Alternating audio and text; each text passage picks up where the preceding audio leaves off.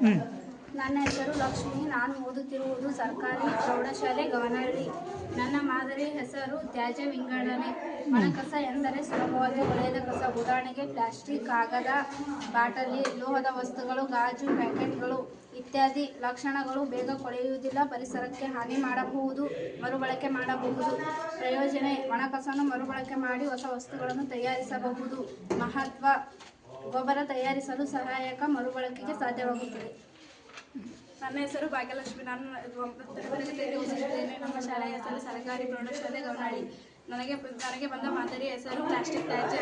Plastic ಎಂದರೆ plastic ಒಂದು ಕೃತಕ ವಸ್ತುವಾಗಿದೆ. ಇದು ಮುಖ್ಯವಾಗಿ ಪೆಟ್ರೋಲಿಯಂ ಮತ್ತು ರಾಸಾಯನಿಕಗಳಿಂದ ತಯಾರಿಸಲಾಗುತ್ತದೆ.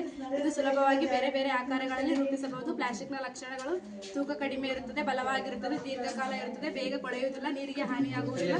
ಪ್ಲಾಸ್ಟಿಕ್ನ ಉದಾಹರಣೆಗಳು: ಪ್ಲಾಸ್ಟಿಕ್ ಕವರ್, ಪ್ಲಾಸ್ಟಿಕ್ ಪೆನ್ಗಳು ಮತ್ತು ಆಟಿಕೆಗಳು ಇತ್ಯಾದಿ. ಪ್ಲಾಸ್ಟಿಕ್ನ ಉಪಯೋಗಗಳು: ವೈದ್ಯಕೀಯ ಉಪಕರಣಗಳಲ್ಲಿ ಬಳಸಲಾಗುತ್ತದೆ, ನೀರಿನ ಬಾಟಲಿ ತಯಾರಿಸಲು ಬಳಸಲಾಗುತ್ತದೆ.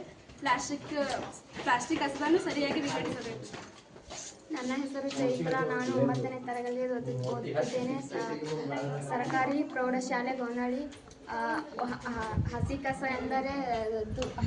ಎಂದರೆ ಬೇಗನೆ ಕುಲುಷಿತವಾಗಿ ಕೊಳೆತು ಹೋಗುವ ಇದು ಕಸ ಪ್ರಕೃತಿಯಲ್ಲಿ ಸುಲಭವಾಗಿ ಕಂಡುಬರುತ್ತದೆ. ಉದಾಹರಣೆಗೆ ತರಕಾರಿ ಸಿಪ್ಪೆ, ಹಣ್ಣುಗಳ ಸಿಪ್ಪೆ, ಉಳಿದ ಆಹಾರ, ಎಲೆಗಳು, ಹೂವುಗಳು, ಅಡುಗೆ ಮನೆ ಕಸ.